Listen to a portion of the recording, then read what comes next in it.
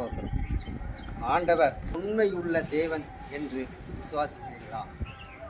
பாருங்க, யோவான் 11 1, 3, 4 அந்த அதிகாரத்தில் என்ன சொல்லியிருக்குன்னா, மரியாள் அவள் சகோதரராகிய மார்த்தாள் இருந்து பெத்தனியா கிராமத்திலேயே வசித்து வந்தார்கள். லாசரு என்னும் ஒருவன் வியாதிப்பட்டிருந்தான். அப்பொழுது அவர்களிடத்தில் சகோதரனாய ஆண்டவரே, நீ சிநேகிக்கிறவர் வியாதிப்பட்டு இருக்கிறார் என்று சொல்லி அவரிடத்திற்கு ஆள் அனுப்பினார்கள்.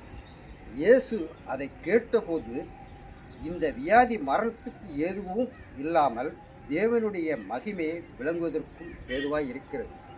தேவன் குமாரனை அதிகமாக மகிமைப்படுத்துவார். அப்போ என்ன சொல்லிருக்காரு பார்த்தீங்கன்னா, அந்த பெத்தனியா கிராமத்தில் மரியாளும் மார்த்தாலும் வாழ்ந்துக்கிட்டு இருந்திருக்கிற நேரத்தில் அங்கே லாசருங்கிறவர் ஒருவர் வியாதிப்பட்டு ரொம்ப சித்திரவாதப்பட்டு அனுபவப்பட்டு இருந்திருக்காங்க.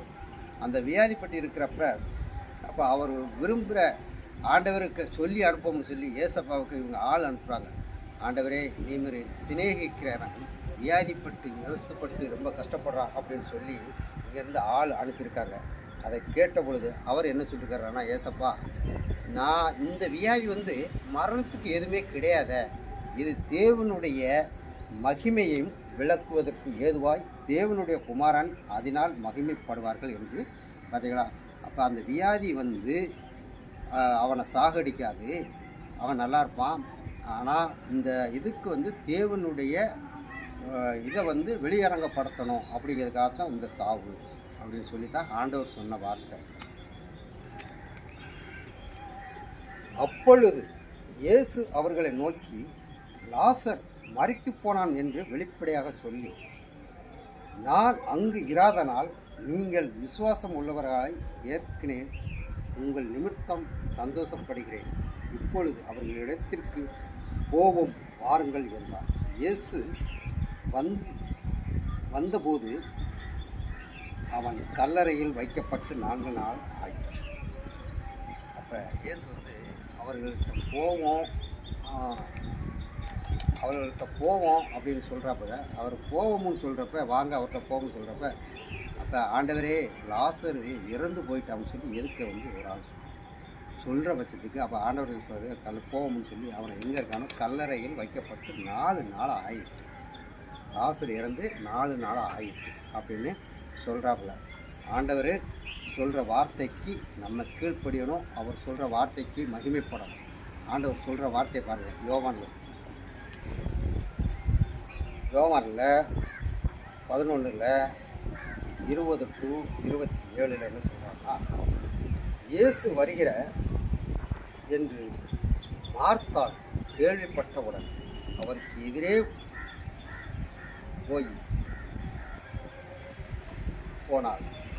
மரியாளோ வீட்டில் உட்கார்ந்தாள். மார்த்தாள் இயேசுவின் இடத்துக்கு வந்து, ஆண்டவரே, நீர் இருந்திருந்தீர், ஆனால் என் சகோதரன் மறிக்க மாட்டான். இப்பொழுது நீ தேவனிடத்திற்கு கேட்டுக்கொள்வதையெல்லாம் அதை தேவன் உமக்கு தந்தருள்வாய் என்று நான் அறிந்திருக்கிறேன். இயேசு அவர்களை நோக்கி, உன் சகோதரனாகிய உயிர்த்தெழுந்திருப்பான் என்று. அதை மார்த்தாள் உயிர்த்தெழுந்து நடக்கும் கடைசி நாளாகும், அதாவது உயிர்த்தெழுந்திருப்பான் என்று அறிந்திருக்கிறேன் என்றாள். இயேசு அவர்களை நோக்கி, நான் உயிர்த்தெழுந்திருக்கும் ஜீவனுமாய் என்று விசுவாசிக்கிறையா? மரித்தவன் பிழைப்பான், உயிரோடு இருந்து என்னை விசுவாசிக்கிறவன் என்றென்றைக்கும் மறியாமல் இருப்பான். இதை விசுவாசிக்கிறவன் என்றார். விசுவாசிக்கிறையா என்றார். அதற்கு, ஆம் ஆண்டவரே, நீர் உலகில் வரப்போகிற தேவகுமாரனாகிய கிறிஸ்து என்று நான் உங்களை விசுவாசிக்கிறேன். அவர் என்ன சொல்லுகிறார்னா, மரியாளுங்கிறவா எதுக்க போய் ஆண்டவர் வரதை தெரிஞ்சு ஓடி போய் அவளை வரவேற்க, ஏன்னா யாருமே போகணும், ஆனால் இந்த மரியாளுங்கிற பொம்பளையாள் வீட்டில் உட்கார்ந்து இருந்துக்கிறாப்புல.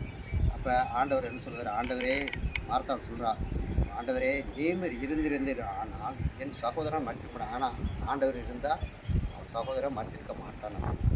அப்போ என்ன சொல்கிறாருன்னா, நீ தேவனிடம் கேட்பது எல்லாம் பெற்றுக்கொள்கிறேனே எனக்கு தெரியும். ஏன்னா எந்த ஒரு அப்பாட்ட போய் ஒரு புள்ள கேட்டால் கண்டிப்பாக கொடுக்காம யாரும் இருக்க மாட்டாங்க. இன்றைக்கி நம்ம பிள்ளை எடுத்துங்களேன், நம்ம பிள்ளை என்ன கேட்டாலும் சரி, ஒரு 5000 கேட்டால் கூட நம்மகிட்ட ரொம்ப பணம் இல்லைன்னா கூட எங்கிட்டாவது கைமாத்தலாவது வாங்கி நம்ம கொடுக்கறது தான் நம்மளோட பணம். அதை மாதிரிக்கா தேவனிடத்தில் ஏசப்பா என் பிதாவின் இடத்துல என்ன கேட்டாலும் கிடைக்குங்கிறத நான் அறிந்திருக்கிறேன் அப்படின்னு சொல்கிறேன். அப்போ நான் உயிர் உயிர் உயிர் தெழுந்து நான் மரித்து உயிர் தெழுந்தேன். நான் ஏசப்பா நான் மரித்து உயிர் தெழுந்து இதை நீ விசுவாசிக்கிறியா அப்படின்னு கேட்குறாங்க. நீ விசுவாசித்தால் நீ ஜீவனுமாய் உயிர்த்தெழுந்த ஜீவனுமாய் இருக்கிறாய் என்று விசுவாசிக்கிறாயா? மரித்தவன் அப்படின்னு. அப்போ ஆண்டவர் விசுவாசத்தோடு இருக்கிறவன் பாபா அப்படிங்கிற உயிரோடு என்னை விசுவாசிக்கிறவன் என்றென்றைக்கும் அறியாமல் இருப்பான். இதை விசுவாசிக்கிறாயா? அதற்கு ஆம் ஆண்டவரே, நீர் உலோகத்திற்கு வருகிற தேவகுமாரன் கிறிஸ்து நாம் விசுவாசிக்கிறோம். நீர் உலோகத்திற்கு வருகிற தேவன் கிறிஸ்து என்று நான் விசுவாசிக்கிறேன் அப்படின்னு சொல்லி அந்த ஆண்டவர் மத்தியில் அவங்க சொல்கிறாங்க. அந்த வார்த்தையை நம்ம விசுவாசிக்கணும். தேவகுமாரன் இப்பொழுது இல்லை. இப்போ 2025 வருஷம் 26 நடக்குது. ஆனால் எல்லோரும் நினைக்காங்க சுவிசேஷன் சொல்லப்போனால் என்ன வராரு அண்ணா வராரு அங்கன வராருங்க. ஆனால் வருவார், என்னைக்காவது ஒரு நாள் வருவார். இந்த லாசரை எழுப்புனதை மாதிரிக்கா இன்றைக்கி கிறிஸ்தவங்களில் மரித்தவங்களை ஃபுல்லாக ஒரு நாள் ஒரு உலகாவது முதல்ல எழுப்புவான். அதை நான் விசுவாசிக்கிறேன். அதற்கு நம்ம இருதயத்தை ஃபில்ட்ரு பண்ணணும். ஆண்டவரே ஸ்தோத்திரம். ஆமென். அடுத்தது அப்படி யோவான் 32 44 வரைக்கும் என்ன சொல்கிறதுன்னா, இயேசு இந்த இடத்திற்கு மரியாள் வந்து அவரை கண்டு அவர் பாதத்தில் விழுந்து, ஆண்டவரே நீர் இங்கு இராத நாள் என் சகோதரன் மரிக்க மாட்டான் என்றார். நீர் இராத நாள் என் சகோதரன் மரிக்க மாட்டான் என்றார். அதற்கு அழுகிறது அவளோடு கூட வர யூதர்களும் அழுகிறார்கள். அப்போ ஆண்டவர் பார்த்தீங்களா, அவர் மேலே எவ்வளோ ஒரு லாசர் மேலே பாசம் வச்சுருந்தா அவர் மனசுக்குள்ளே மன கிளேசமாக ஆவியால் அவர் கொஞ்சம் கலங்குறார். ஆண்டவரே என்னுடைய சகோதரன் இப்படி ஆயிட்டா அப்படின்னு சொல்லி அவர் மன கலக்கம் அவருக்குள்ளே போய் சொல்கிறாரு, ஆண்டவரே. அப்பொழுது குருடர்களை இவர் திறக்கிறவர், இவனை மறிக்காமல் பார்த்துருக்கலாமே அப்படின்னு சொல்லி பக்கத்தில் பேசுகிறாங்க. அப்போ பேசையில் என்ன சொல்லுவார், ஆள்கள் ஒரு டிஸ்ட்ரிக்டில் பார்த்திங்கன்னா ஏகப்பட்ட ஆள்கள் அதை மாதிரி இருக்கையில் அவர் என்ன சொல்லியிருக்கிறாருன்னா, என் பிதாவே நீமர் என்னை அனுப்புனதுபடி சித்தமானால் நான் உம்மிடம் கேட்பதை பெற்றுக்கொள்வதற்கு இங்கே இருக்கிற அத்தனை மக்களும் விசுவாசிக்கணும், அவங்க நம்பணும். அப்படின்னா லாசரு மரித்தவன் 4 நாளாக ஆயிட்டு நாரி போயிட்டு அப்படின்னாங்க. கல்லறை கல்லறை மேல் இருக்க கல்லை வெளியே எடுத்து அப்புறப்படுத்தினாங்க. அப்போ கல்லறை மேலே இருக்கிற கல்லை அப்புறப்படுத்துகிறாங்க அவன் சகோதரர்கள். அப்போ லாசரே நீ எந்திரிச்சு வெளியே வா அப்படின்னு ஓங்கி ஒரு குரல் ஏசப்பா கொடுக்குறாரு.